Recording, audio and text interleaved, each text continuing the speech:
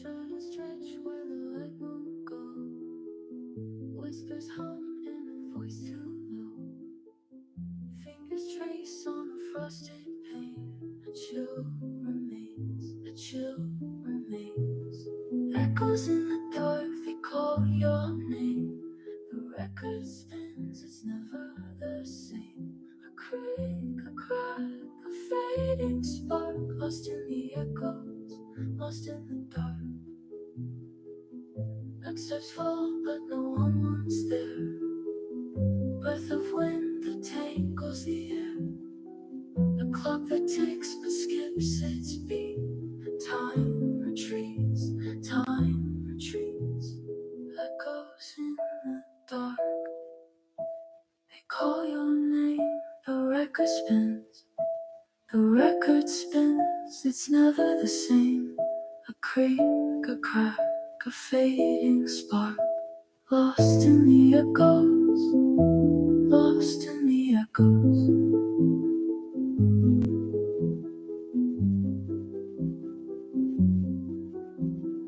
Echoes in the dark, they call your name.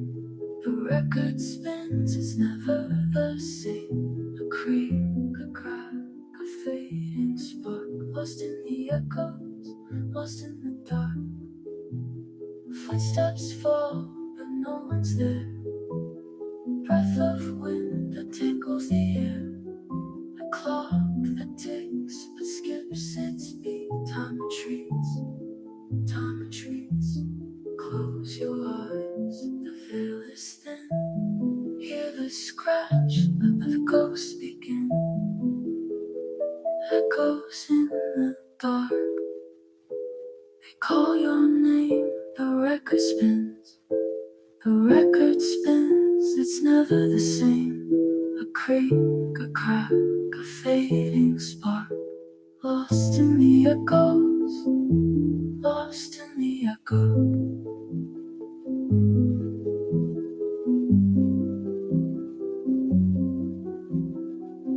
Needles hiss in the vinyl moans. A lullaby in fractured tones. Do you dare to play it back? The haunting groove, the endless track.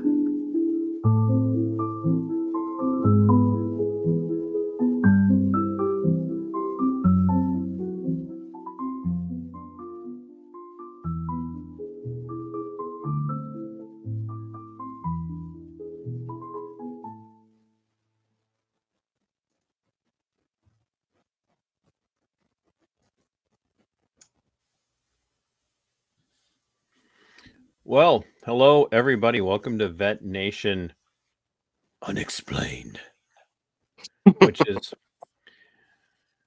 that was done without a voice modulator. So Nation Unexplained.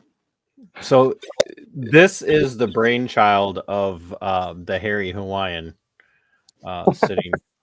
sitting there on green screen, and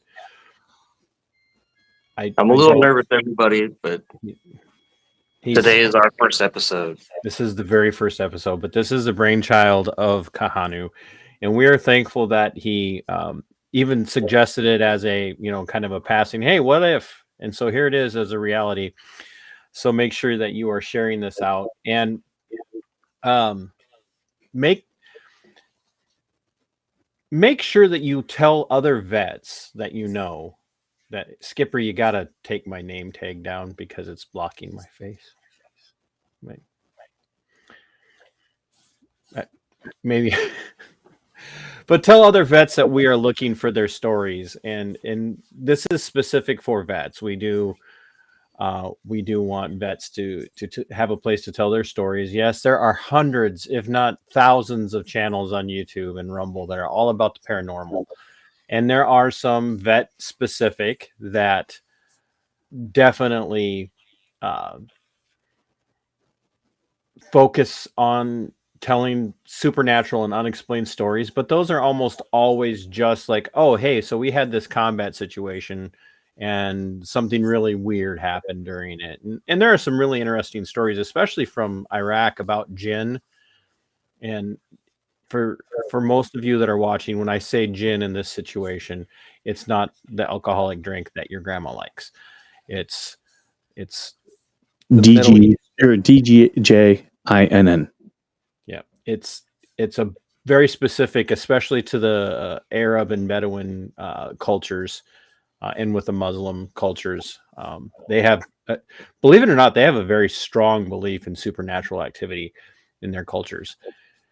And the giants in Afghanistan too.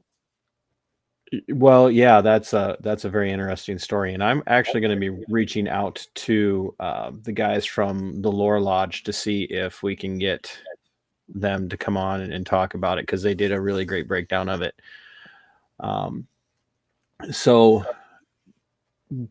what we want to focus in on are vets who have stories that are either related to their time in, whether they're combat or not, or personal life experiences from their youth or after their time in the service, where they have experienced something that they just can't explain and they don't know who to talk to about it, or they want to, for lack of better terminology, a safe space to come and discuss those things. So, like most of us have scary stories. Like I've been doing this show with Skipper for almost 5 years now, and I can tell you tons of scary stories about doing my shows with Skipper, and some of them are from our days with Juan when we were over on Red American Media still. So if you've got ghost stories or unexplained stories from your life, and you're a vet, or you have a vet family member who told you a story and they're no longer with us to tell, please reach out. You can reach out to Skipper, me, or Kahanu, and we will bring you on and let you tell your story. And so, Kahanu, this is your puppy. This was your brainchild. And yeah, you weren't super ready today. You already said you were nervous and you didn't know how to start. So this is your one break. This is why I said I'll take the lead in. From now on, when we do the show, you're explaining what we're talking about from the outset, and I'm just going to remain resident expert. Okay. Well, thank you everybody for being here. Like TC said, this is our first episode of Veteran Nation Unexplained. We're going to be... I am now traumatized. Today's subject is going to be about the stone tape theory. So if you don't know what that is, we will be going over that. But I'm not too super knowledgeable in it. I'm actually confused. I know TC knows more than I do, and I'm looking at these things from a personal perspective as well. So, Skipper, I sent you a couple of links. Just pick one. Just pick one of those two, and we'll go with whatever one you pick first, and then we'll kind of get. Oh yeah, I love this one. Turn your volume up, guys. Here, let me make sure the volume is up on this.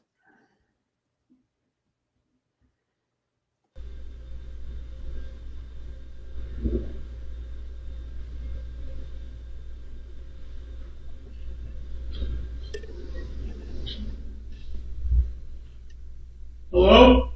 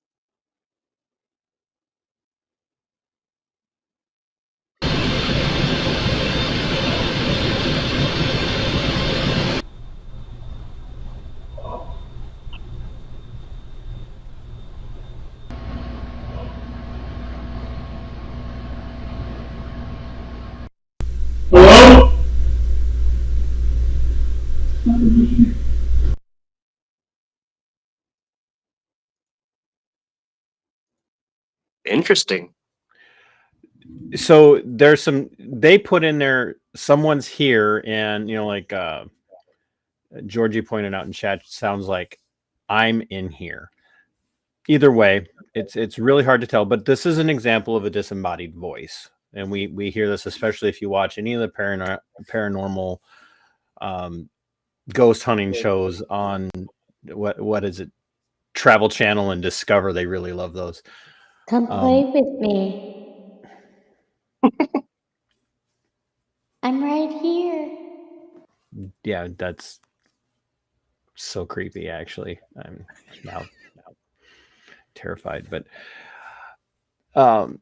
there could be a lot said for disembodied voices, and especially on the shows that that you have a tendency to watch them on. This one has always struck me as very legitimate, and the reason I picked this one is because of the fact that this has, and we in Kahanu, and I will, well, Kahanu will tell you that we were kind of like, what's the difference between a residual haunting and stone tape theory? And I tend to lean more towards stone tape theory for most of the things that people experience. And to me, this is a really good example of stone tape theory. And when you hear that voice, I'm here, or someone's here, it sounds like a recording, and something triggered that. And that's how stone tape theory works. Stone tape theory is basically the magnetic fields of the area that these events are taking place in are recording, more often than not, repetitive actions, things that take place all the time in an area. And then something happens that triggers that. So it's kind of like you hitting, not that anybody has one anymore, but a cassette player. Skipper knows this from back in the day, and CDs work much the same way. CDs are magnetic, and so were cassette tapes. The reason that those work is because it's a form of magnetism. And so when you hit the play button on a CD player or on a cassette tape, it's the magnetism that's being picked up and then releasing the sound. So with stone tape theory, the basis of it is that the magnetic fields in an area pick up repetitive things that were happening on a regular basis, and then something triggers that. And so when you think about him, when you go back and you watch, or if you look that one up yourself and you watch it, he's shutting a booth door. That could have been a trigger that released that energy somehow. And what it released was, I'm here. And there is some scientific explanations behind it as well. Oh, yeah, absolutely. And there again, because, even, like pre-show, we were talking about whether or not it was limestone or granite. And Kahanu had said, well, how do buildings play, basically how do buildings play into this?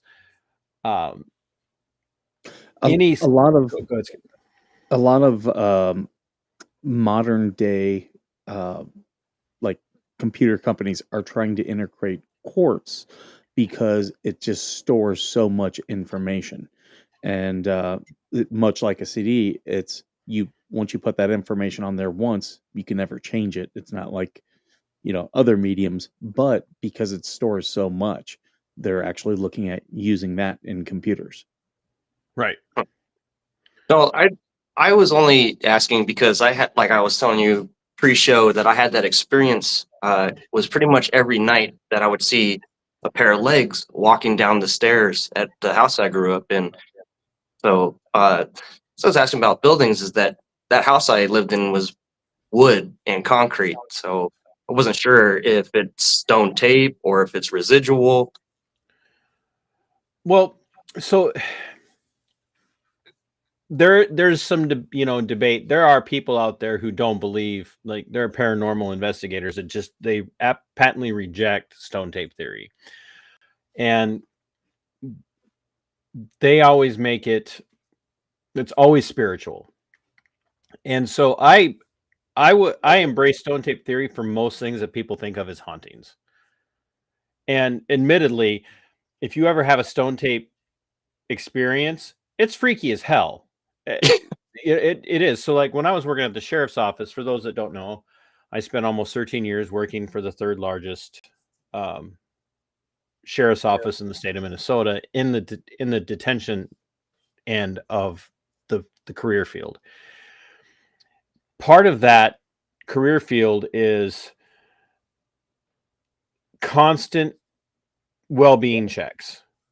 Staff are constantly doing well-being checks on the detainees all day long. It's 24 hours a day, 7 days a week. There's never a break. It's not like, oh, well, it's Christmas. Staff are going to go home for the weekend and the detainees are going to, be locked up in their cells for the whole time. And so there's no well-being checks. No, staff are constantly walking well-being checks. And in one of the housing units that that's referred to as the intake housing unit, if you worked in what's called the master control post, which had camera access to every single housing unit, and in this case, not only did they have camera access to the intake unit, we had massive windows that allowed us to look down on the 3 individual pods that made up the intake unit. And there were multiple staff. In fact, I worked with a man this guy survived the Sudanese Civil War. William Anago is his name. He survived the Sudanese Civil War, fled Sudan, made it out through, I can't even remember, ended up going out through Libya, made it to Libya, got out of Libya, got to the United States on I think it was an asylum, became a citizen, naturalized citizen, and got hired to work in the detention center. And he refused to work in the master control unit overnight because he was terrified, because he would see shadows moving in a very methodical way across the top and lower tier of the intake unit. And I experienced this multiple times, and I finally said, oh, this is stone tape. Why? Because you're in a high stress environment. You're performing a high stress activity, which is, even though it's repetitive and it's boring, you're literally scanning people for signs of life every night, all night long, every shift, all day long. And what we often perceived as shadows moving across the upper and lower tier when you're sitting in a master control post, they weren't really shadows. It was a recording of this activity that had a high level of potential stress involved, because you didn't know if you were going to come around, look in the next cell, and somebody's going to be in there hanging themselves. And would you say that it's freaky as hell? I'll tell you. That's what I'll say. Gotta be. Do you think that some people compared to others are more prone to see certain events than others? I don't know that stone tape works that way. Now there's a his name's Dr. Michael Persinger, and he's a neuroscientist.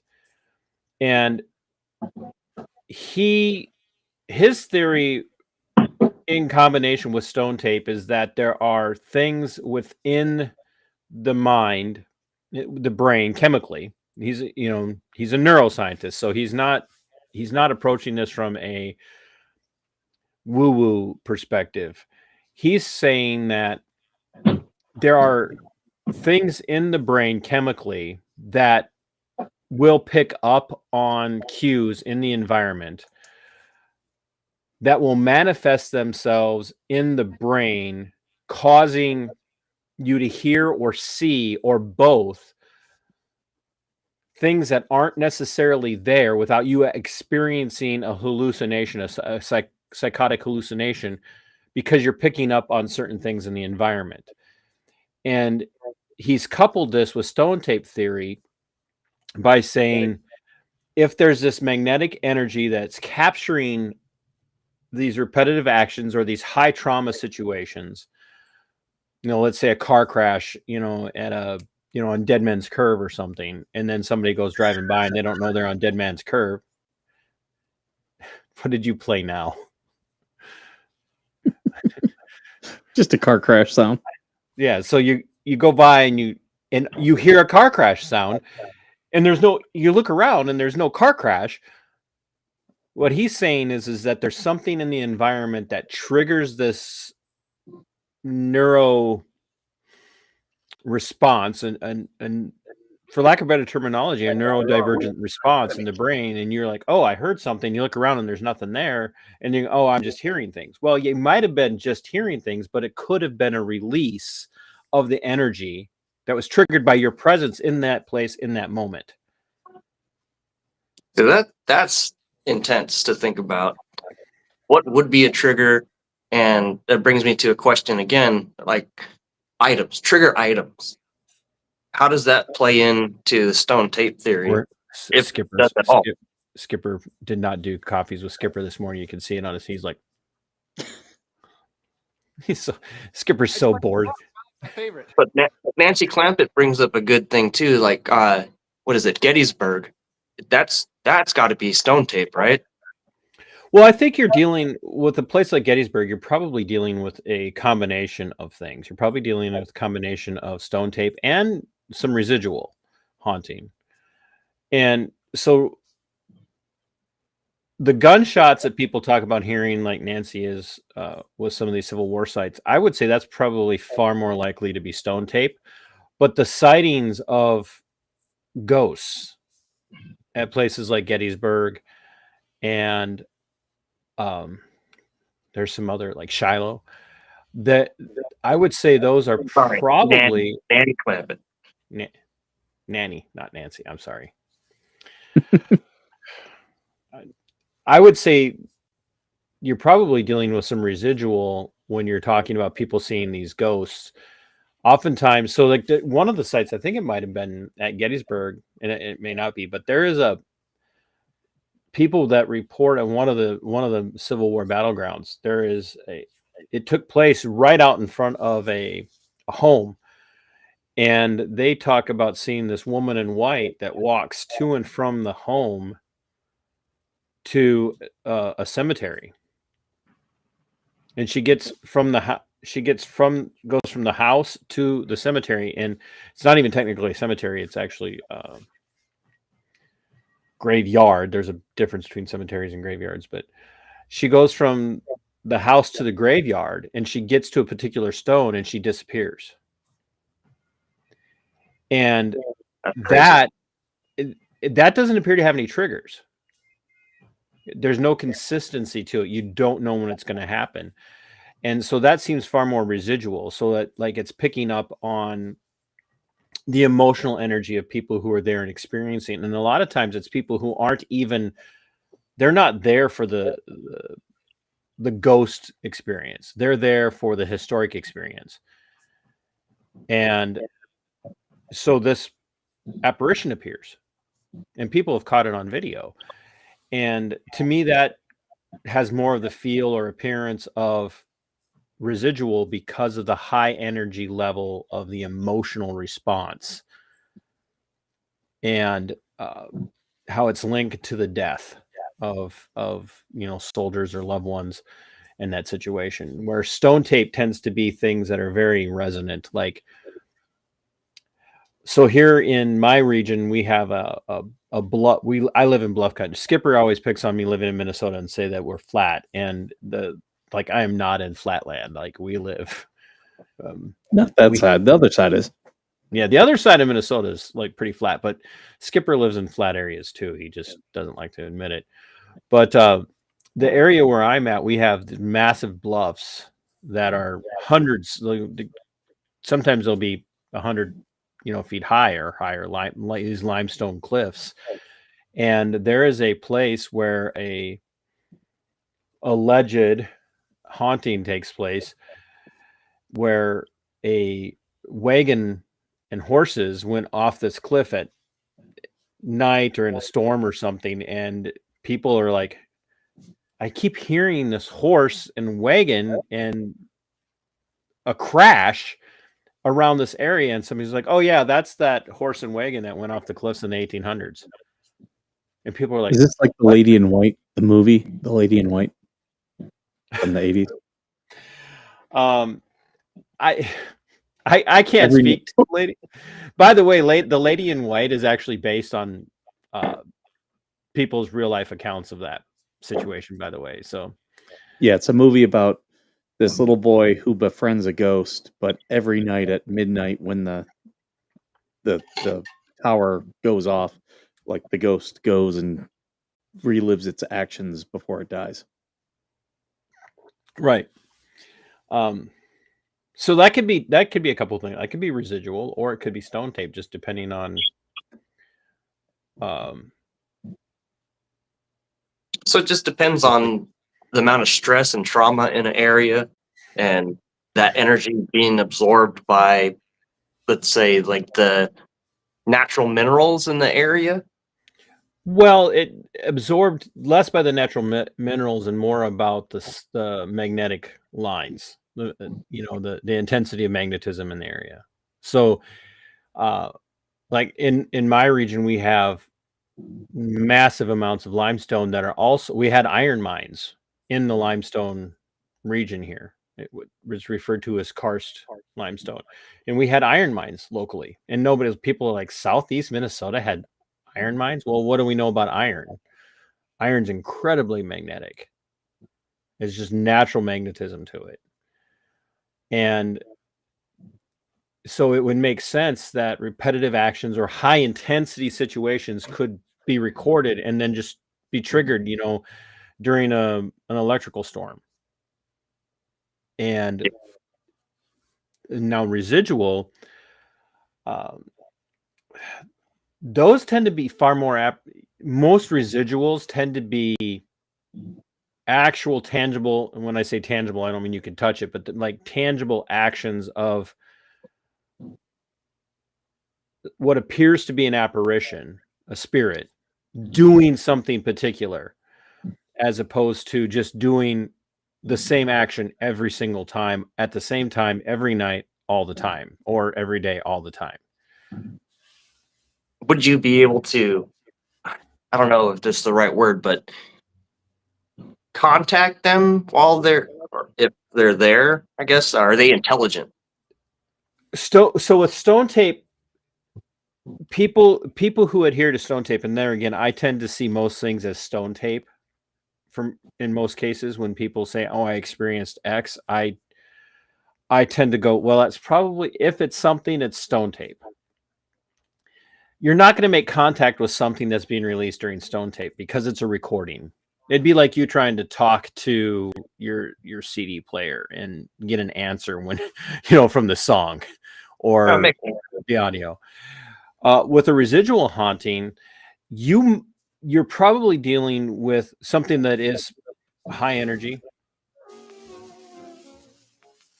Now I feel like I should be watching The Shining. The Shining, yeah. It's like, no, sir, you have always been the caretaker.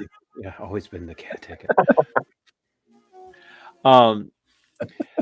So with residual hauntings, you're dealing with entities that are more capable of interacting. So there's a difference. So like in the first video, the video that we watched already, you're dealing with something that's not really responding to a person, right? It's responding to a situation.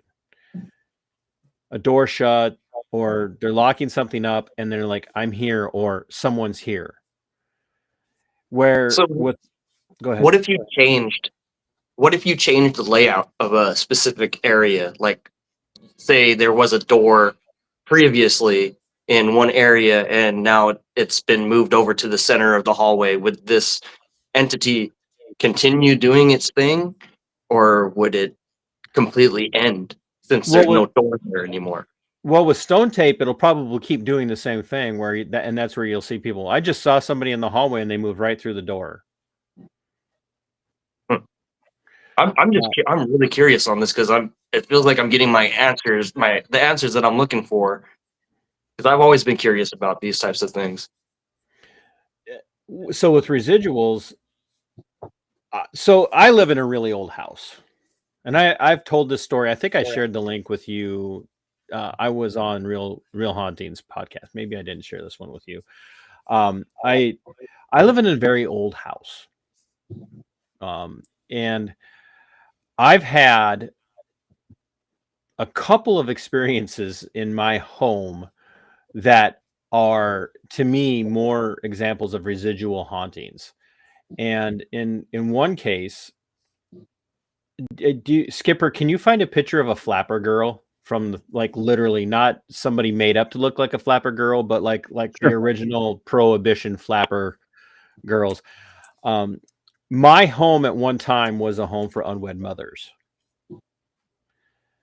And there's rumor that our home also functioned as kind of the local hospital for the town. It was a doctor lived here, allegedly. I don't know how much of this is true. But at one time, the home was a home for unwed mothers. And if you go back far enough, the reason they had homes for unwed mothers is that people from, dressed kind of like that. Susie would get pregnant out of wedlock and they'd send her 4 states away to go stay in this home for unwed mothers so that she wouldn't be an embarrassment to her family. Hello, operator. I need Rochester 213. Oh. So I've had on several occasions, I've been woke up during the day when I was on night shifts for the sheriff's office. I'd sleep obviously during the day.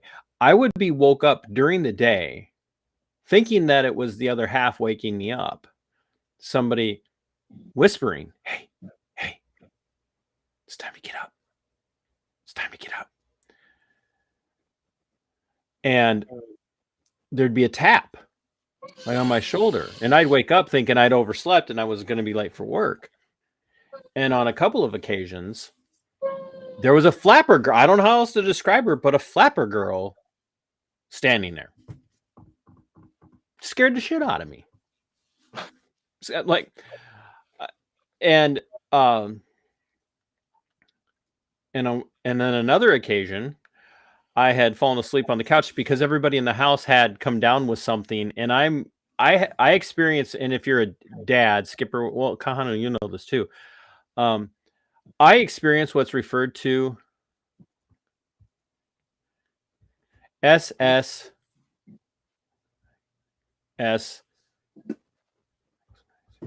DS, SSSDS, psychosomatic sick dad syndrome. It's psychosomatic, it's not spelled that way, but I get psychosomatic sick dad syndrome, where if anybody in my house has anything, I'm immediately going to get it unless you stay as far away from me as humanly possible. And that means if you've got something, you're all sleeping upstairs and I'm sleeping on the couch. That's like, I don't care what it is. I doesn't work that way. And I've already been exposed, but so they all came, everybody in the house came down with some sort of like upper respiratory infection. They were all sick. And I fell asleep on the couch. And I was still in the habit of, like, even at home, I always had my personal sidearm on my hip because I had come to a place where people had been threatening to come find me where I live and hurt me merely for the fact that I was doing my job as a detention deputy. And they're like, when I find out where you live, I'm coming to your house and I'm taking out you and your family. And so I fell asleep on the couch and I had put my 45 on the coffee table, And I woke up and there was a doctor standing over me with a scalpel.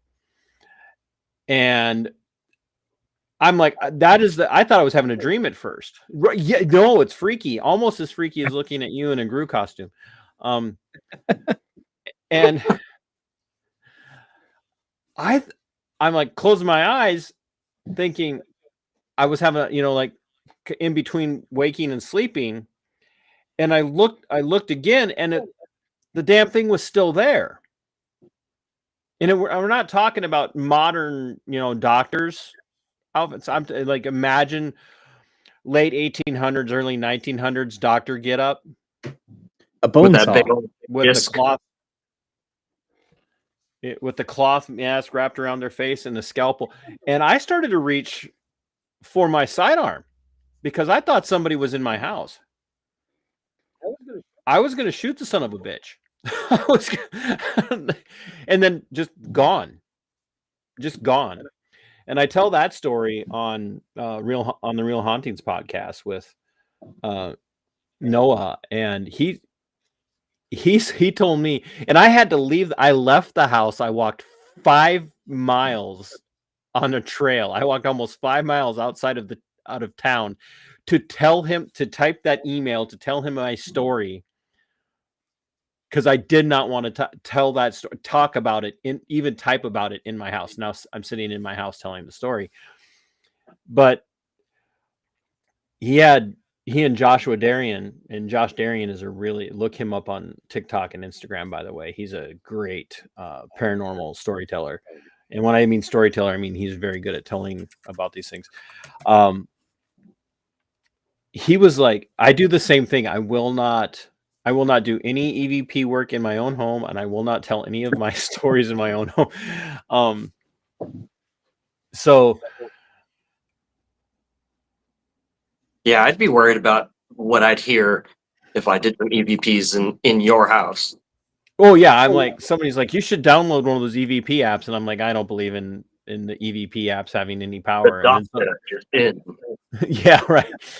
So I've had some the being woken up in the middle of the day is very not in keeping with what most people consider a natural haunting, right? Because everybody's like, I don't want to go to bed at night because there's something weird moving around in my house. And every house settles. I don't care how good your house is. I'm sure. I mean, Skipper, your house is way newer than mine, but I'm sure you hear settling noises even to this day that you can. I hear things more outside of my house. This house was built in like 85. So I'm sure if I have any hauntings, it's by someone dressed as Cyndi Lauper. Well, I I've heard mean, that the house that I live in currently, we have something. I don't know. I haven't been able to see exactly what it is, but there's a shadow about knee high that goes down my hallway every day. well, They're here. Yeah. well, so Kahanu, I don't know how comfortable you are with talking about this, but you have 2 young children? It's 2. Yes. Yeah, 2 young children that have high intensity needs, correct? Yes. So that's not uncommon for people who have, especially children that are high energy. Well, yours are incredibly high energy. But their energy is also linked to their neurodivergent functionality. And that is not an uncommon experience for people with children that are Yeah. This made me I don't want nervous. to I'm trying not to Yeah. be I'm trying not to be insulting because You bring up a good me point. Because my daughter, she goes into the hall closet and is talking to somebody sometimes. It freaks me out, man. When my son was like 2, he'd always want me to put him to bed. And I'd put him to bed, and then like I'd be going up to bed like 45 minutes later, and he'd still be awake talking to someone in his room, and I'd be like, nope, Nope, not no, going in. no. Both of my granddaughters and there again, my daughter and her family live in a house that was the home of one of the regional doctors. It was a homestead, an acreage, and this is once again a very old home. And my youngest granddaughter, I won't say her name, but we'll just call her Daisy. My youngest granddaughter will ask about her friend, if her friend can come along.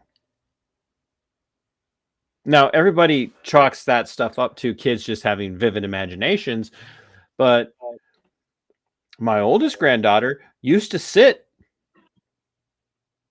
in a corner and just have like what sounded like a one-sided conversation. She wasn't making up two sides of the conversation. She was having a conversation with somebody, and only her side of it was being heard. And she was answering questions and she was asking questions. And they're again in very old home, from when I say turn of the century style home, I mean 1800s to 1900s turn of the century style home. Do you think that there's something different about a child's brain compared to an adult's brain that allows them, I don't know the correct verbiage here, but allows them to see through the veil? Skipper, I don't. What do you think? Because I have my idea. You need to turn your soundboard up just a little bit because. I mean, it's possible. There's also things that they have less walls and barriers in their mind. Like anything can happen. Magic is real, type of thing. So, and knowing how our brains like to fill in the gaps. Well, at that young age, it doesn't need to. So, is that possible?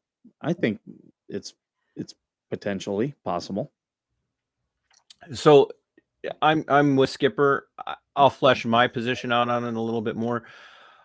Kids have not been indoctrinated with the mindset of deny anything that isn't explainable.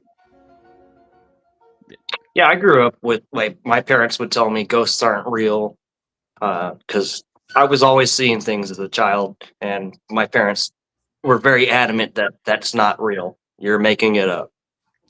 Right. And I mean, everybody either had an imaginary friend or had a friend that had imaginary friends.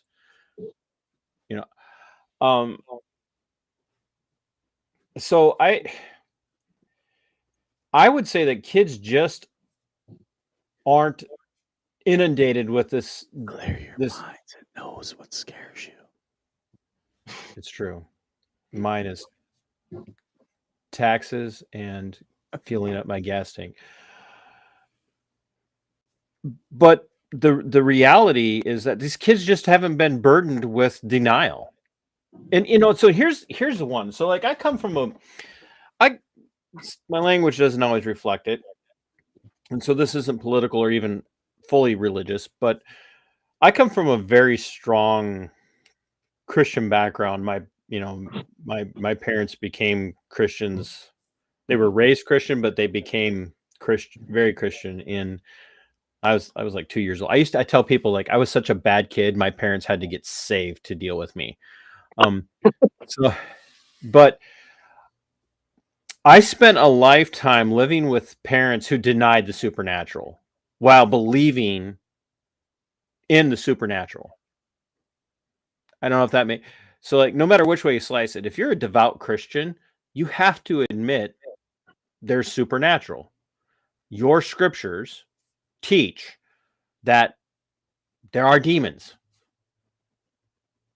and in spiritual battles taking place.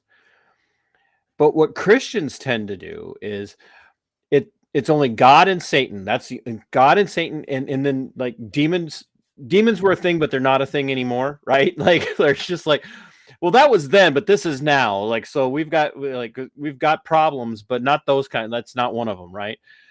And I'm saying like if you're going to be a Christian and you're going to embrace the supernatural reality of God,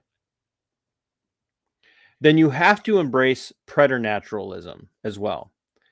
Yeah, so that didn't make sense with my parents. They were Christians and would say that ghosts don't exist. But yet they believed in a spirit being. Yes. Well, Georgie, that's the Holy Spirit is not a ghost. We may say the Holy Ghost, but it's not the same thing. So so that that those two things are distinctly different. The Holy Spirit is God. I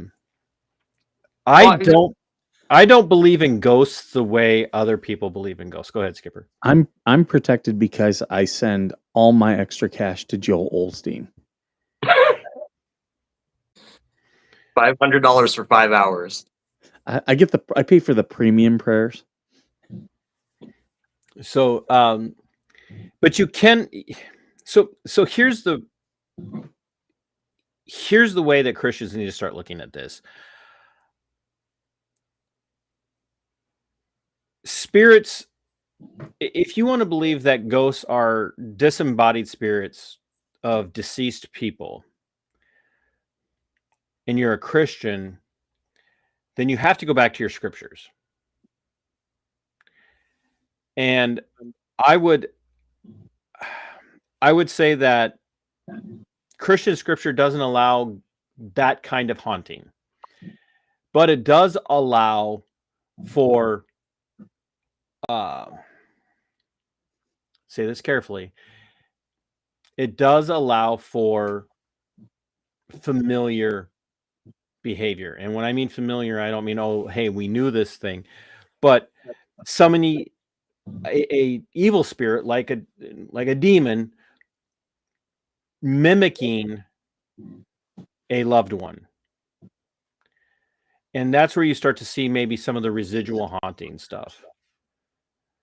Did you say skinwalkers? Yes. Skinwalkers are different. That's a different show.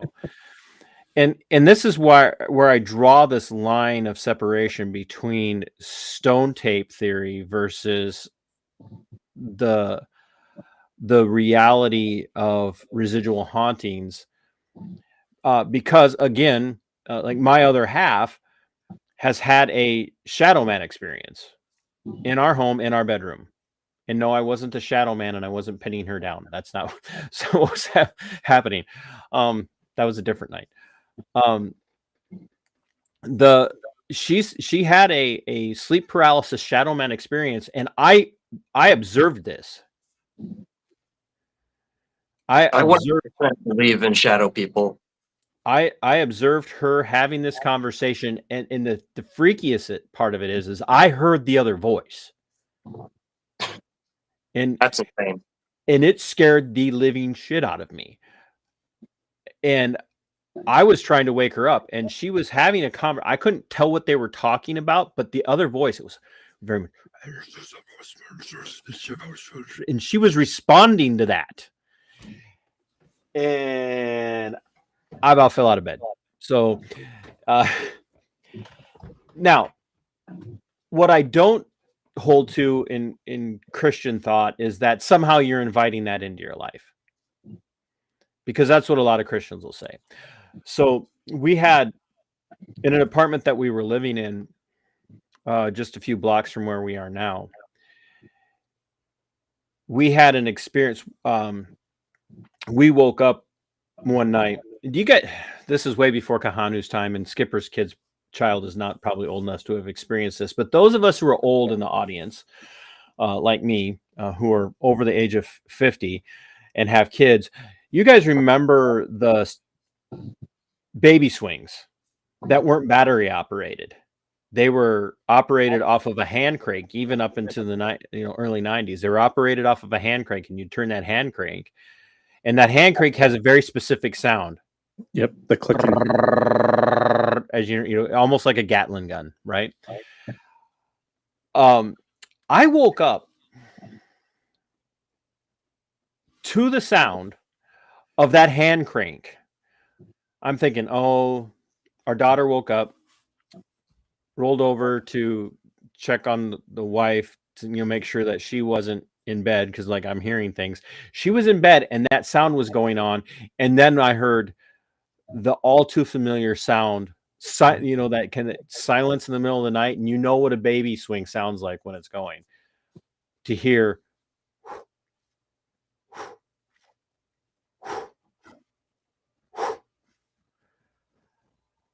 I shot up out of bed, and I made the mistake of telling the pastor of the church I was going to at the time about this, and my mom we were just having a conversation. It might have been at dinner, and they both jumped up. Well, it's because you read Stephen King. You invite this into your life. You read Stephen King. And I'm like, no, like there's something happened. And it's not because I read Stephen King, right? It's just not. Like, reading Stephen King doesn't make demons manifest. So no, that would be Harry Potter. Well, first of all, if you find Harry Potter entertaining, you may want to branch out into things that take intellect to understand. And there goes my whole reality. I just lost 75% of our audience. So the what was that? I don't know. Do I believe that people have Shadow Man or Hat Man experiences? And Hat Man's a whole 2-hour episode. The shadow beings and Hat Man are massive topics. But that to me was something residual. That's not stone tape. Stone tape doesn't impact the environment that way. It doesn't actually have a physical impact. Residual hauntings and manifestations have an actual impact. And what you end up being faced with there, again, if you're Christian, and I can't speak to every other religious perspective's view on these things, is that you cannot embrace the supernatural reality of the Trinitarian God the Father, Son, and the Holy Spirit, and the adversary, Satan, and then dismiss the reality that there were demons when Jesus cast the legion into the herd of swine and drove them off of the cliff into the water, and go, well, that was then. Well, wait, no. There's no point are we ever taught in the scriptures that demons don't still have. I've experienced literally when I was still doing street ministry and on the job, I've dealt with people that I know for a fact were demon possessed. I know for a fact, and I could identify the difference between someone who's having a psychic break and someone who's just got some pure out grade A evil intent. That sounds pretty intense. I've never had, I don't want to say pleasure, but I've never had the experiences with demonic forces like you have. I've seen shadow people, I guess, but they've never interacted with me. I've seen them go across hallways or in a mirror somewhere. See, and there, in that reality, what you're dealing with, you could be dealing with a couple of things. You don't see as many apparitions with stone tape. You do see stone tape apparitions, but you don't see as many tangible, functioning. Yep. How do I want to say this? You just don't see, with stone tape, you don't see them interacting with the environment the same way that you do with a residual haunting. Does that make sense? So the guy who comes downstairs every day and every one of his cabinets is open, which of course is always, it's the trope for every scary movie out there, is the first thing you notice is all the cabinets are open. But it's always when you turn your back and then you hear a noise and you turn around and all the cabinets are open. It's kind of this tiny little, it's a lead into a jump scare.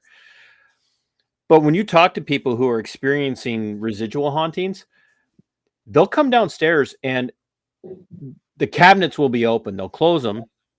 They'll go back to bed, and they'll be scratching their head going, what the hell? I thought I closed all. And then they come back down and every cabinet is open again in the morning.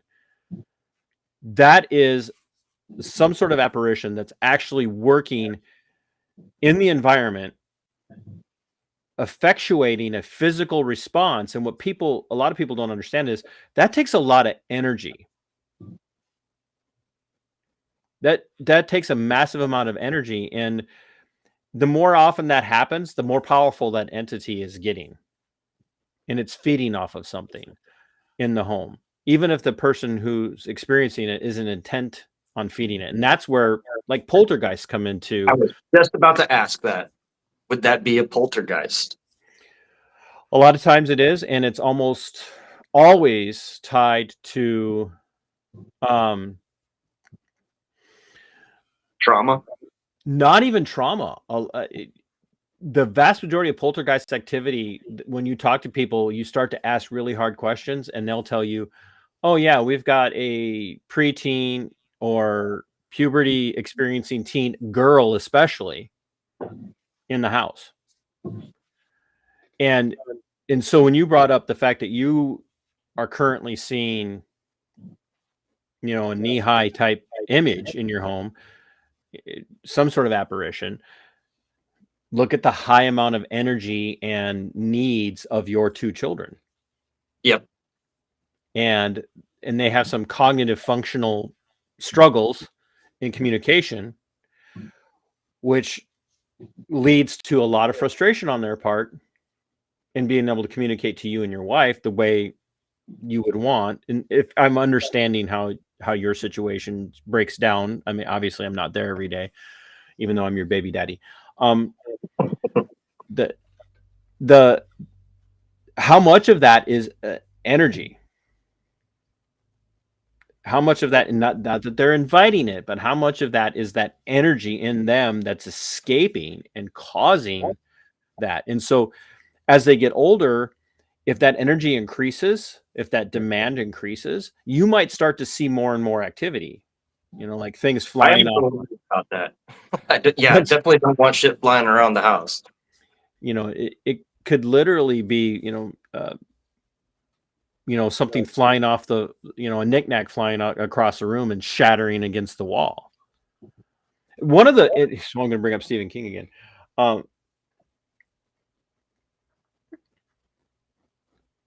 One of the best stories that outlines that psychic energy and poltergeist type activity was by Stephen King, and it was the one that really kind of launched him into superstar status, which was Carrie. Yeah. Carrie is a terrifying story because you have a story here of a young woman who's being victimized and abused by her mother constantly. And there's a lot more to it, but when you look at that, you can see the poltergeist type of activity where Carrie is able to manipulate things. And by the end, obviously, she's got control of it. So, poltergeists especially are very fascinating topic. And there are, so even wise angels here. And there are a lot, varied opinions on what poltergeists are and aren't and what they could be, but they are not exclusively, but very frequently tied to puberty and prepubescent children, especially girls, because girls experience a massive amount of psychological and physiological changes in ways that guys can't even begin to understand in that time frame. Guys just run around horny all the time. So, and then it never ends. So question on that then, do you think, I don't know, again, the correct verbiage, but a poltergeist, is it intelligent, or is it going from the thoughts of whoever created it? Well, it depends on what your view of what a poltergeist poltergeist is. Some people will say, so poltergeist is very old world German, and in Geist in German is ghost.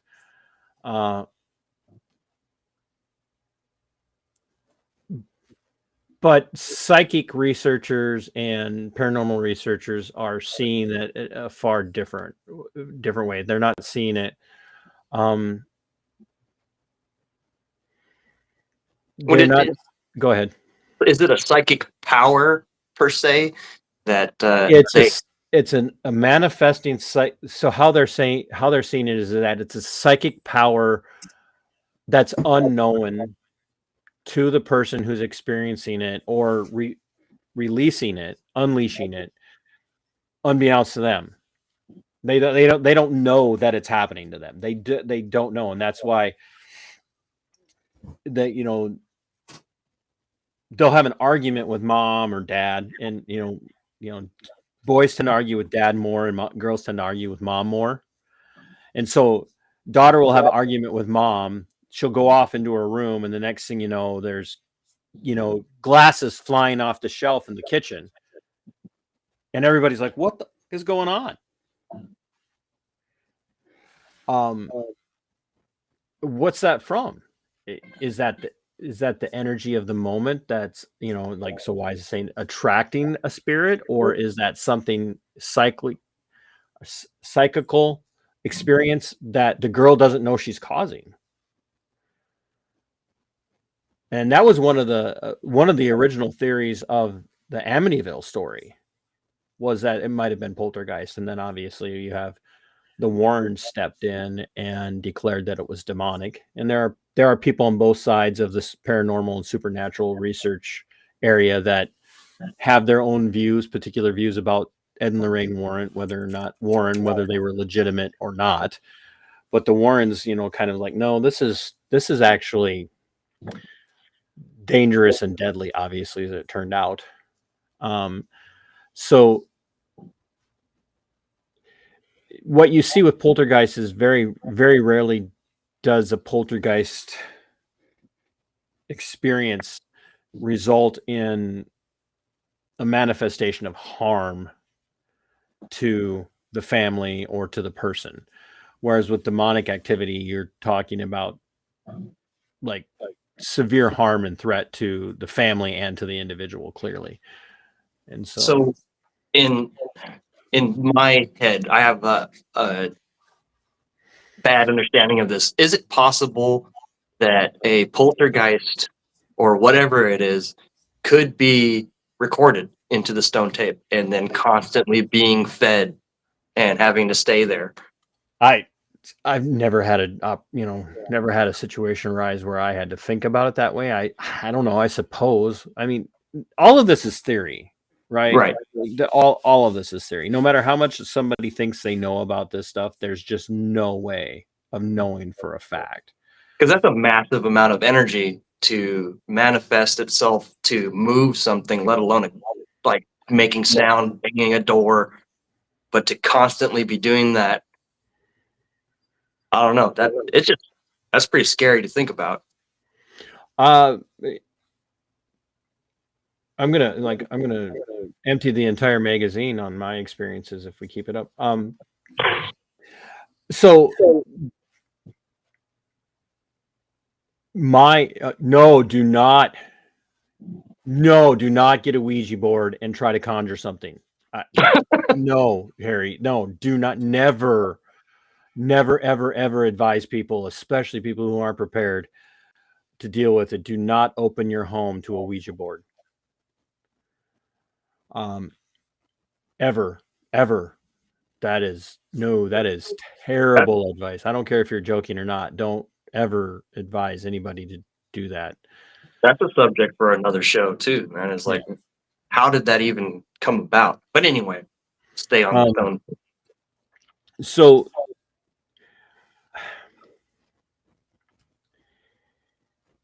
I'm convinced, and so here's and I won't call this residual or stone tape. I'm convinced that I had a visitation from my grandfather on his way out of the world. And my other half will remember this night very well. The night that my grandfather died, and I hate that term, passed away. Like, we're human beings. People are dead or they're alive. My grandfather died. The night my grandfather died, at the moment that they pinpointed his time of death, I had come home from work. My daughter was an infant. I was a senior line chef at a restaurant, and we were going to go to a movie. And so I had rushed home, jumped in the shower, and it was like, if I remember the time correctly, it was like 5:05 or 6:05 or something like that. And all of a sudden, somebody grabbed my ear and pinched it very hard. And my grandpa was an old world German, like literally born in Germany. And he had farmer's calluses on his hands. And that was one of the ways he'd get your attention when you were. Grandma grabbed the back of your arm. Everybody's had that person in their life, right? Maybe not. Yeah. Skipper grew up in Ohio. I know he had a family member that pinched the back of his arm. See, I even said he grabbed my ear, pinched it incredibly hard, and I was like, ow! And then the water went ice cold. Grandpa used to grab the back of your ear when you were in trouble, or grab your ear and pinch it and twist it when you were in trouble. And then, as a joke, if he thought you'd been in the shower at his house for too long, he would run ice cold water right out of the well tap, walk into the bathroom, and throw the water on you without saying a word. So I got the pinch on the ear and the ice cold water at the moment that they're convinced he died in his front yard. And I told the other half, I'm like, why did you flush the toilet? She goes, I wasn't in there. How did I flush the toilet? That's the only thing I could think of. And then on our way back from the movie, we got the phone call, or when we got home from the movie, we got the phone call that Grandpa had died at such and such a time. And that was it. That's pretty convincing to me. Yeah, I'm like, I don't know how else to explain it. I've had one personal poltergeist activity type thing that I've experienced when I was younger. We had something in our house that would open up the cupboards in the kitchen, and then my father, to this day, denies that it ever happened. But we would close them, and they would open back up. And we were two bachelors living alone, and we had no glass in the house other than this glass mixing bowl, and it was on the bottom shelf all the way in the back.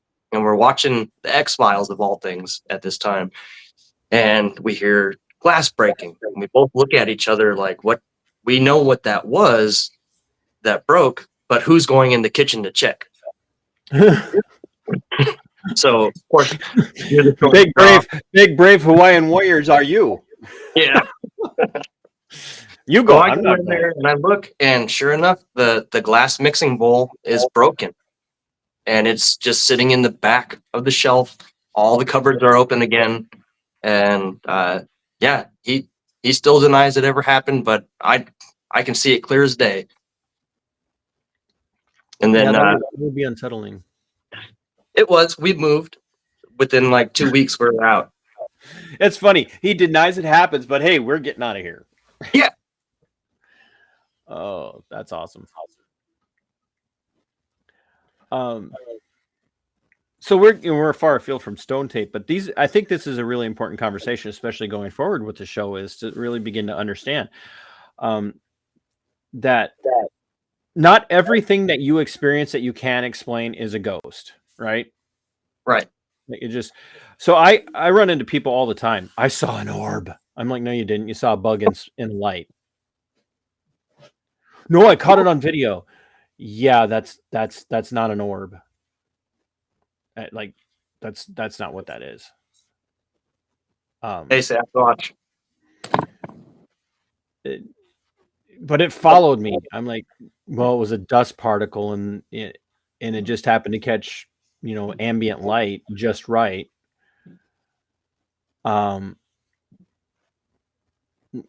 You'd have for me to believe your orb experience, it would need to literally be devoid of any dust in the room or any tiny flying bugs. And it just people come to me all the time like, hey, look at this, I got an orb. And I'm like, no.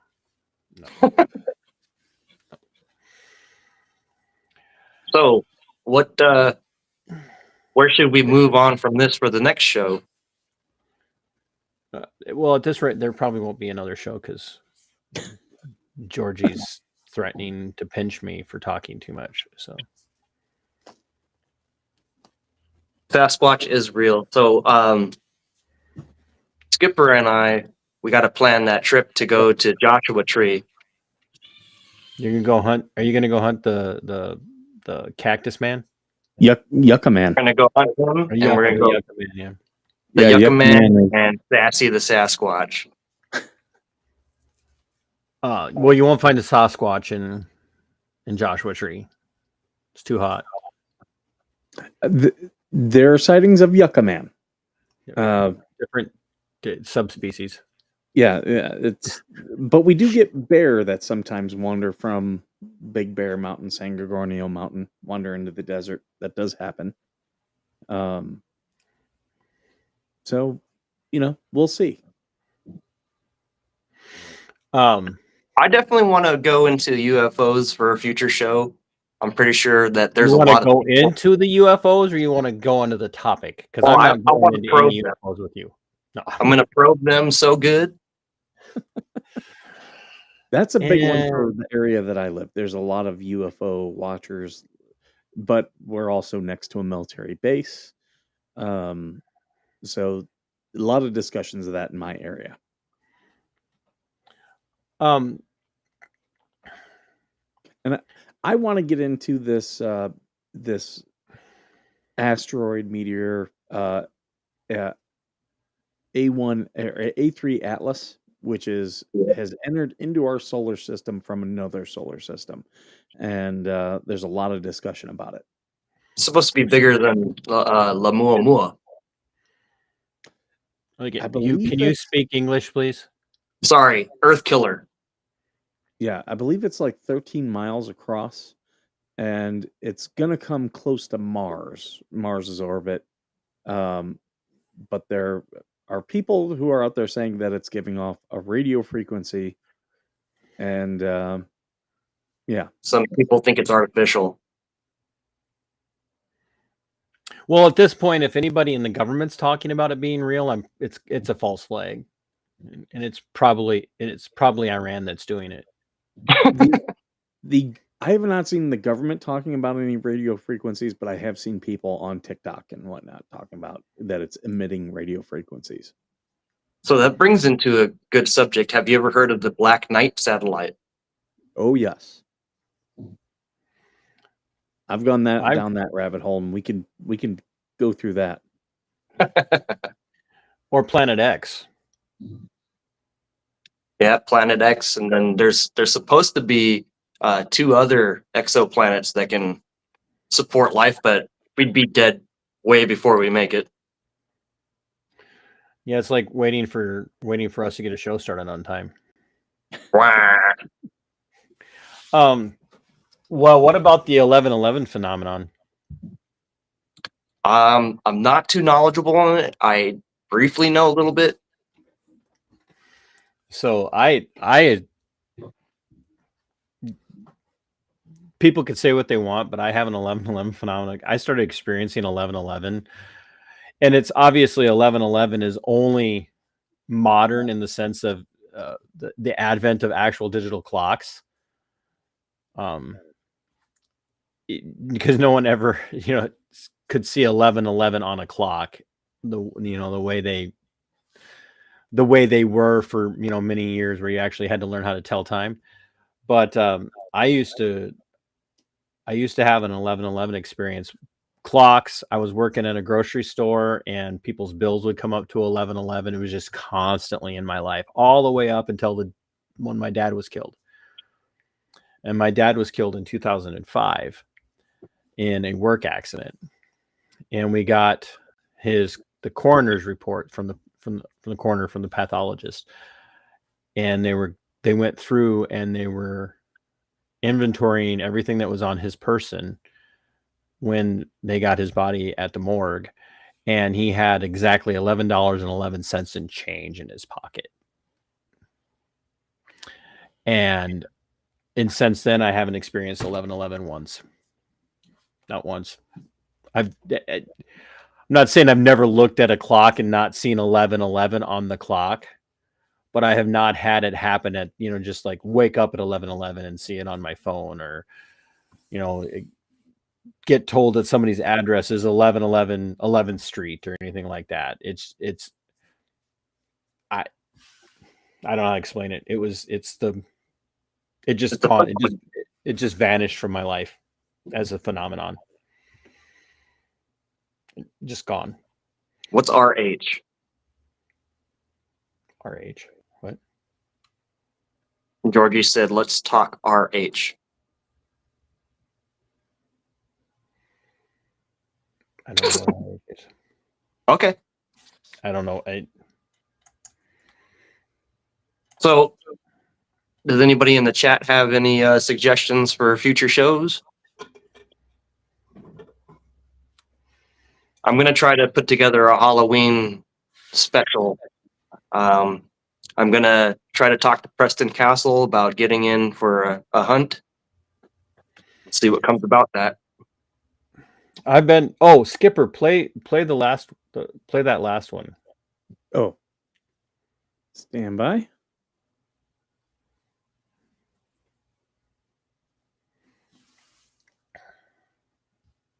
The EVP at number 7 on our list is one of the more disturbing pieces of data collected by APRA. The EVP was collected in Villisca, Iowa at the Villisca Axe Murder House, the former home of J.B. Moore and his family. It was here that he, his wife, his 4 children, and 2 guests of his eldest daughter Catherine were tragically slain in their sleep. The murderer was never found. The EVP collected was that of a man screaming. Due to the pain evident in this scream, many speculate it is the scream of J.B. Moore himself.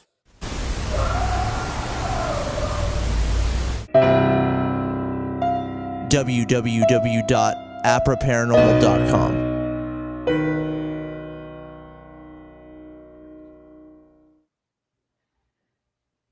That's So intense scream.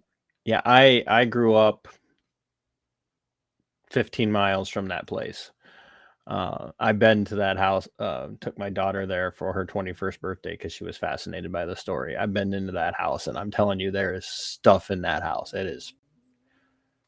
So stone tape or residual? I would say stone tape. It was when you walk through, and I didn't experience anything there, but I would say most of the stuff that so I have a really good friend who's still down in that area, and her and her daughter played ball with something, rolling a ball back and forth. And they actually moved so that they were on the down slope side where the thing would have to roll. Like it couldn't be the ball just rolling up a hill, that they were rolling it up a hill and then it was rolling back to them. They sat on the upslope, excuse me. They sat on the upslope side of the floor, and they would roll the ball and the ball would roll up the tiny little slope on the floor back to them. So that, sounds like a kid to me, rolling a ball from jacks back and forth. But a lot of what you hear from people about the Villisca Axe Murder House is screams, and shouting. And I would say a lot of that is tied to the intensity. No idea who killed this family and the 2 girls that were friends. No idea. They tried every which way under the sun to solve the crime back then, and they never had a resolution. Never found resolution. So I went to school with the guy who manages that place now. So Do you think you could get in there to do a ghost hunt or investigation? well, I'm sure I could, but it's a 6-hour drive for me. So Oh, you could spend the night. the hell you say? So yeah, I don't. Yeah, I know. Now we were doing the walkthrough and this is where funny happens, right? So you have to admit that people go into places like this and they're just like everything's an experience, right? So there was kind of a quintessential, you could just tell this person was the kind of person that spent all their time eating Hostess cupcakes and watching paranormal shows on TV, if you know what I mean. And she's on the steps in front of my daughter and I with her, whoever, I don't know, was. And she's like, oh my gosh, I just walked through the coldest spot I've ever walked through in my life. Something's with us. And I'm like, ma'am, there's an air conditioner right above you. It was literally blowing cold air. I'm like, what? Yeah, I'm like you can't be so invested in having an experience that every little thing that happens is an experience. Does you know what I mean? Does that? Yeah. Because if you walk in expecting to experience something, you are not going to experience anything legitimate just because you're going to see everything as that. Somebody whispering or talking, on the first floor in the kitchen to the property owner is going to sound like a voice to you. And so you have to try and be as objective as possible. And you lose some of that objectivity when you start to do paranormal research. And the reality is that a good researcher, their focus is going to be on debunking every single experience to explain it away. Definitely. And then it's like the things that happen at home, I don't automatically go, oh, that had to be a spirit. Well, yeah, it can't,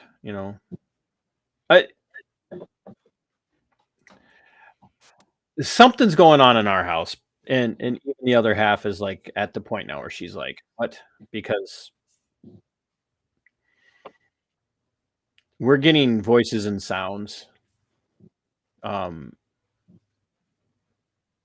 when the house is very quiet that aren't coming from outside. And she's even like recognizing it now. And it's only been since her heart attack. So I don't know. Do you think that say when spirits talk that they want to talk to specific people, or do they just try to reach out to anybody that can hear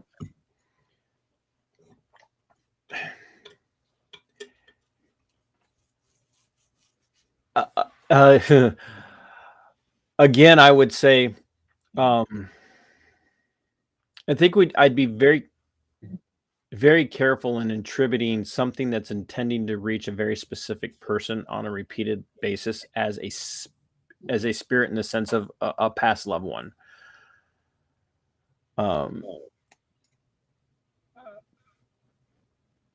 I'd say it's probably a darker influence than that. And that's what had me worried when the other half had her sleep paralysis shadow man experience. The fact that I was intently observant of that. And now she's had this, you guys know how close I came to losing her back on November 13th. And now I've had some of these repeated situations in the house where something moving in the hallway. Well, here an example. I saw something moving in the hallway, and she goes, "Oh, it's just the dog." I said, "Honey, the dog's downstairs asleep." And she's like, "How do you know that?" And I said, "Because his claws click on the floor when he walks on the floor." This walked right past the bedroom door, went into the bathroom, and I got up to look, and I went in there. One, there was no clicking. Two, went into the bathroom, and there was nothing there. And you know, dogs don't just miraculously develop the ability to walk silently at night. I wish they did, because we had to put a baby gate up at the bottom of the stairs to keep him from coming up at the stairs in the middle of the night looking for attention, because the click clack of his paws was so annoying, and he was so unsettled by something that he was coming up every half hour for a few months, to the point where I'm like, what's wrong with the dog? So you do want to explain things away in a rational and objective way, but you also don't want to go overboard and just like say, no, that's nothing. So I have a question. I haven't really brought this up to anybody else. I had an experience once, but the question is, do you think that being on a different level mentally, like say you're drunk out of your mind and you have a conversation with somebody for a couple hours, and the next morning when you wake up, everything is still locked up, like the front door is locked and this person's not in the house anymore? Do you think that, what I'm getting at is, do you think that being on a different state of mind opens doors? Oh, absolutely. I don't know if alcohol is as conducive to that as you would see with some other things, but I talk to anybody who's done ayahuasca. Ayahuasca is, or peyote. It literally it opens up doors for sure.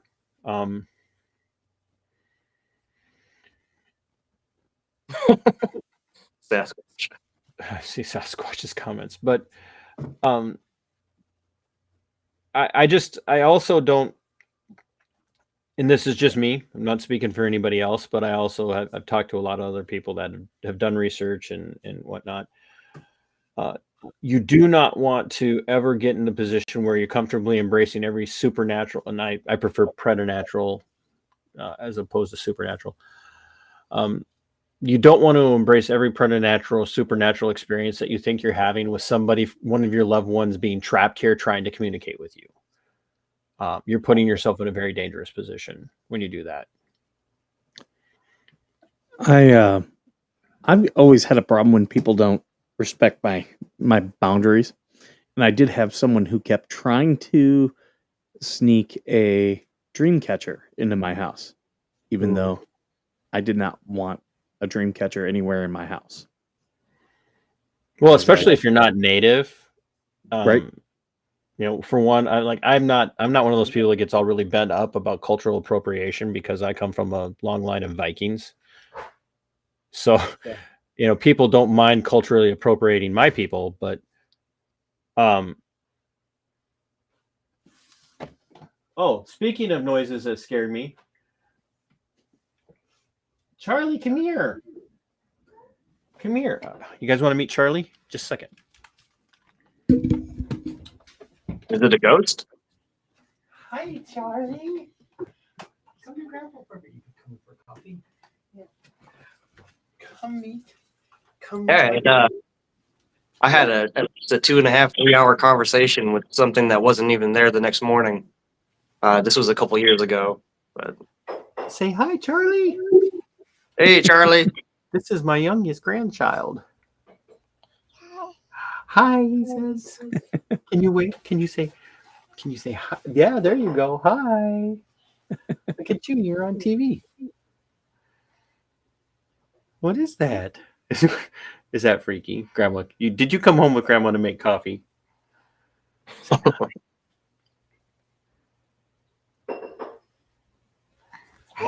Hi. Okay, let's go back to Grandma. Hey, Skipper, have you had any unexplained occurrences or experienced any poltergeist stuff before? Not here. I'll hear stuff at night, but I also get coyotes and roadrunners and just different desert animals. I did have a roommate who believed that she was sensitive, and she had asked me one day, why in our backyard were there so many spirits?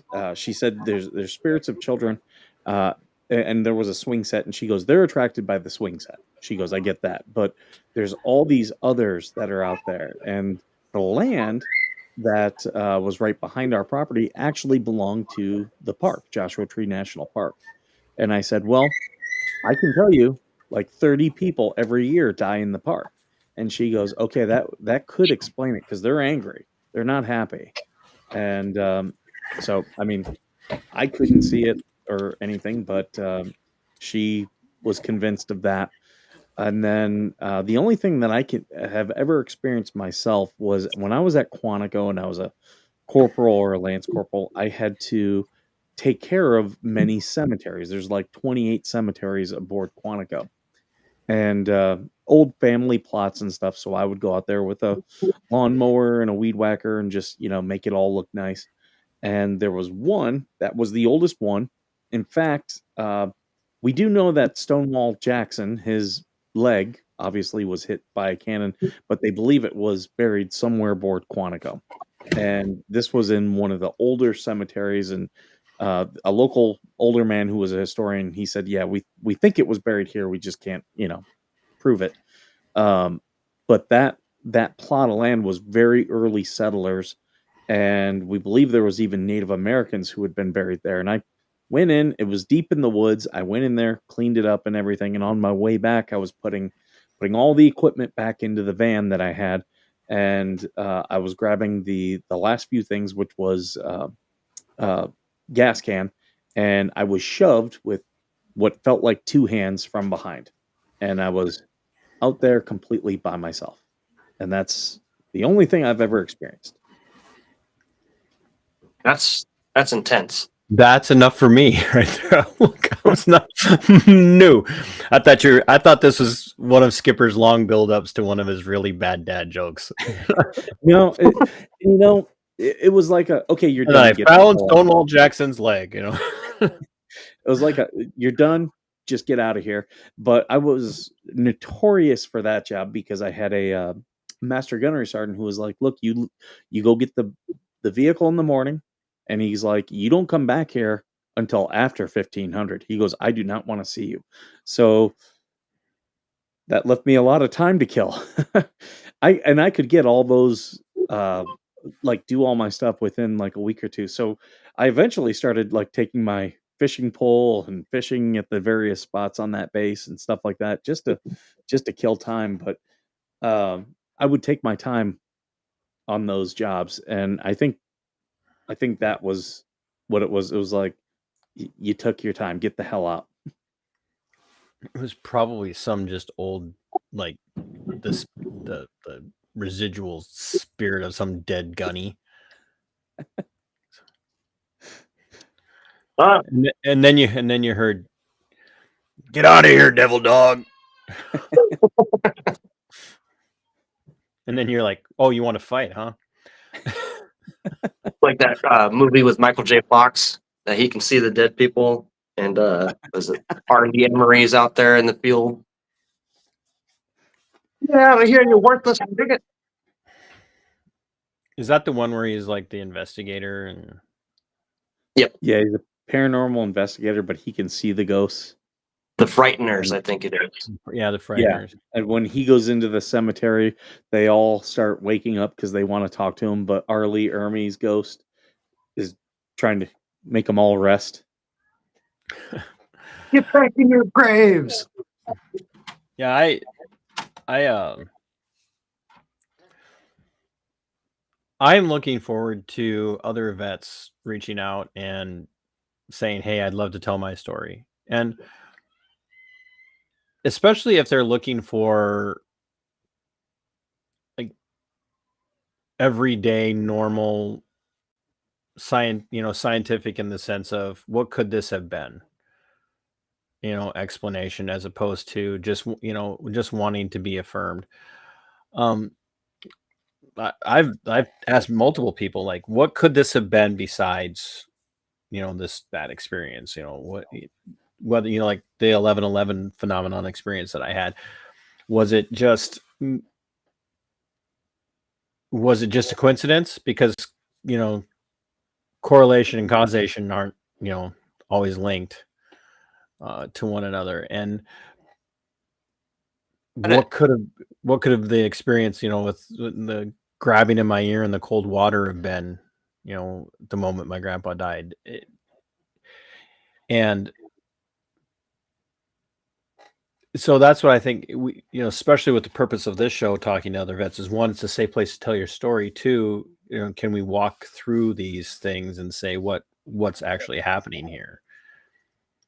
And um, no, I will not advocate us doing Ouija boards or automatic no, writing as part of the show. I will not take part in seances, bloodletting rituals. I'm okay with. So sacrifice to Odin. no, that's what we have. That's what we have. The Polynesians, we sacrifice them to Odin. We'll eat you. Yeah, that's true. That's true. So I have a go ahead. question. Is it possible, like, I don't know what you would consider a major haunt or a very bad haunt, but is it possible that ley lines could possibly play into the stone tape? Oh, I think that's a very strong possibility. Because I know Um, that I'm too knowledgeable on that, but aren't ley lines also magnetically based? yeah, I mean that's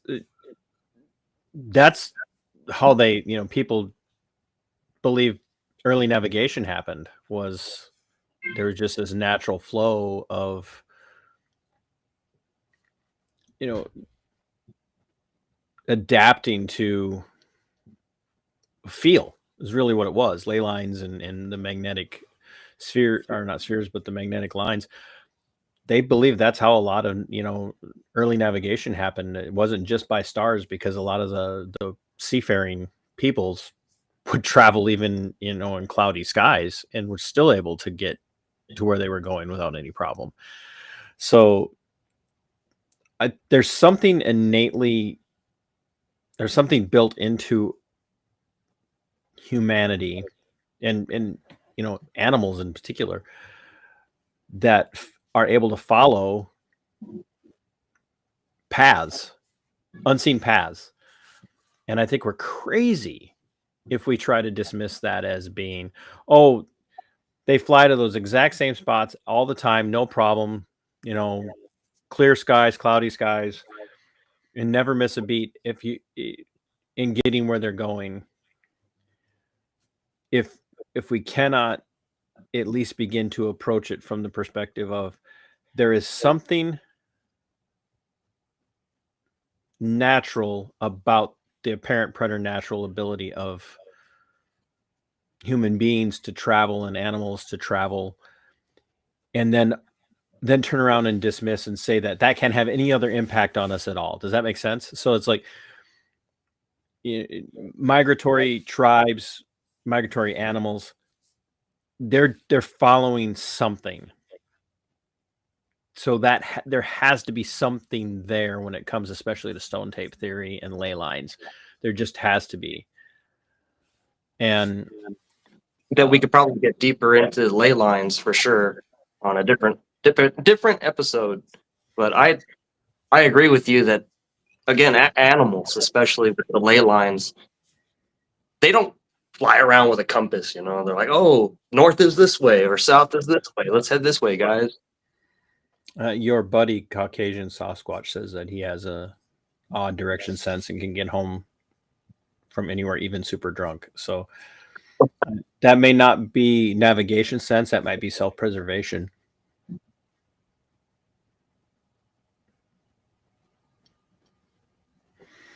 All right, guys, I think we should wrap it up. Don't want to make everybody just stare at us. We could just sit here and freeze and act like we're having connection issues.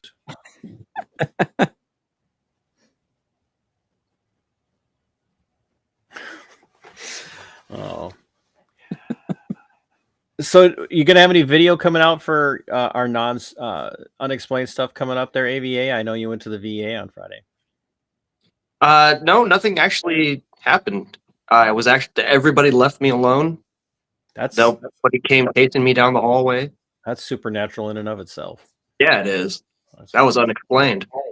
That's definitely unexplained. Skipper, you got anything coming out? Nothing major. I'll be doing Coffee with the Skipper this week. I've talked with someone. We've been throwing this thing around about watching Monday Night Football in like a Discord, and then just You don't doing do Discord. commentary over it. You don't do Discord. I don't, but this other individual does, and wants me to be a part of it. And I said, I'm open to it. Yeah, some people want me to do more puppet videos because some people do not like my puppet videos. We're not talking about that here. This is not the place for that conversation. I need a TC puppet. Why? So, if anybody out there, if you're a veteran or know a veteran that has a freaky, unexplained, preternatural, supernatural, paranormal, That's better. Don't ask veterans for freaky, unexplained stories because they'll tell you about all the girls they met in the Philippines. we don't need your peanut butter stories. So I was in Thailand one time. Suddenly, it started to hurt. Why does it hurt when I pee? The old Eddie Murphy bit. Dr. Fire shoots out my dick. You mean you're experiencing a burning sensation when you urinate? No, literally, Doc. Fire shoots out the end of my dick. I was in the backyard peeing the other day and I caught the neighbor's bush on fire.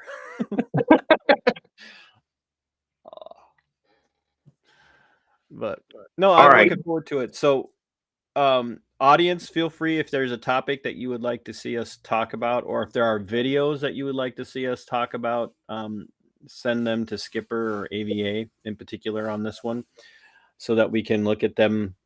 One of us can look at them ahead of time and see if they're worth looking at. Send your veteran friends to us. This is